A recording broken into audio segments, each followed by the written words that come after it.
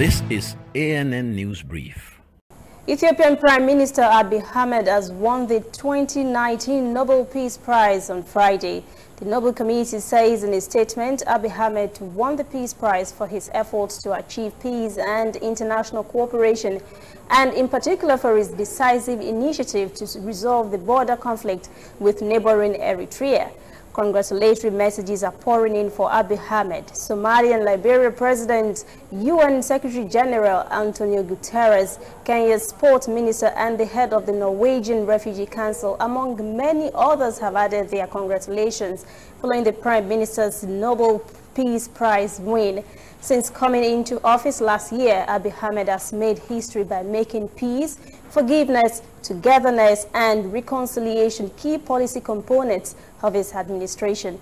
His most significant achievement was ending a bitter border dispute with Eritrea, but also significantly is the role he played in bringing peace to the Horn of Africa region, from Sudan to Somalia and Djibouti, all which at some time have had border disputes. The prize, worth $916,000, will be presented in December. The World Health Organization says there is progress in containing the Ebola outbreak in the Eastern Democratic Republic of the Congo. It also cautions there is still some ways to go before total eradication. WHO also says there are now a little more than 3,000 cases in the outbreak, with more than 2,000 deaths. WHO Executive Director of Health Emergencies Michael Ryan has expressed optimism that aid workers are getting control of the Ebola outbreak in the country. He says the outbreak is not over yet and that it is unpredictable where it will go next. Ryan said the virus has come full circle. He said deep insecurity, reticence among the population, distrust, and many other factors are making the situation very dangerous. He said despite all odds, significant progress is being made. We'll return after this break. Whether in your house, at your office, on your phone or online, we are there. We have the facts behind the headlines. We cut to the chase with the news you really need. We cover every angle. We are the bigger, better news network. We are African News Network. ANN.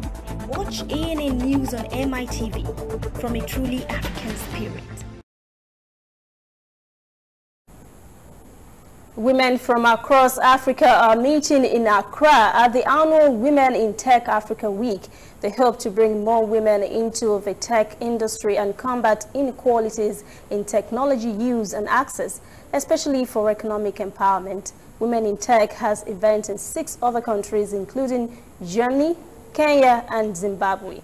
Technology divide across Africa means 13% of women are less likely than men to own a mobile phone, and 41% are less likely to use mobile internet. Ethel Coffey, founder of the Women in Tech Africa, an NGO that started in 2015, said addressing this gap is crucial. Her network of 5,000 women across 30 African countries is pushing the conversation about women in technology and leadership. Coffey says the digital gap between men and women in Africa is a consequence of poverty and economic disparities. Men usually have higher incomes and better access to mobile phones and internet data. Coffey and Fiade Adam, a network engineer, both say more women in tech will mean more problems solved in their own communities. But Coffey adds that half the battles, like the gender divide, could be overcome with the right policies in place. That's ANN News Brief. For details on these and other breaking stories, visit our website, annafrica.news. Conversation continues on our social media platforms, Twitter, Instagram, and Facebook at ANN Africa TV. I'm Lucy Adeyemi.